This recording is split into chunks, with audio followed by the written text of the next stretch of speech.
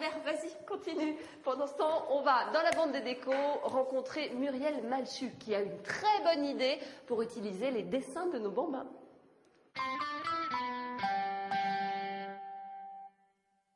Aujourd'hui, je vais transférer les dessins de vos enfants sur un rideau et ça va être trop beau.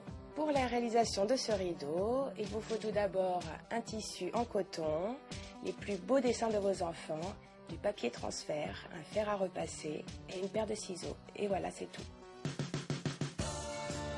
La première étape, c'est de scanner un des dessins choisis de vos enfants. Une fois qu'il est scanné, il apparaît sur l'ordinateur. Et une fois sur l'ordinateur, il faut donc l'imprimer. Il ne faut pas oublier quelque chose de très important, c'est de le mettre en image miroir pour pouvoir l'avoir dans le bon sens à l'arrivée.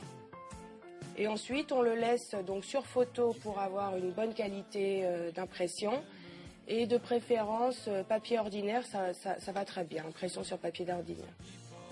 Et une fois que c'est fait, on prend donc ce fameux papier transfert, qui est un papier qui ensuite va pouvoir être transféré grâce à un fer à repasser. Donc ce papier transfert va directement dans les imprimantes à jet d'encre.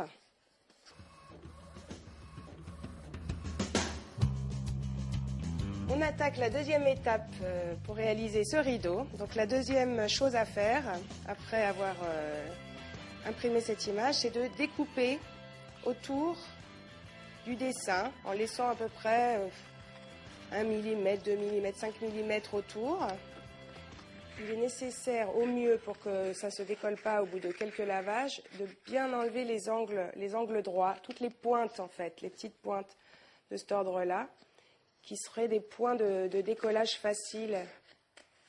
Ce qui compte, c'est d'avoir un support très dur en dessous, donc planche de bois propre.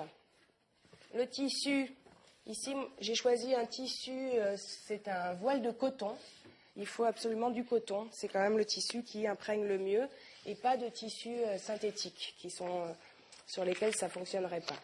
Maintenant là je vais mettre celui-là par exemple ici et on attend que le fer à repasser soit bien chaud, donc peut-être on le laisse 10 minutes chauffer au maximum, puissance maximum. Et ensuite, on commence. Donc il faut repasser au moins 2-3 minutes, bien partout. Alors après une attente à peu près de 5 minutes, le temps que en touchant, il faut que ce soit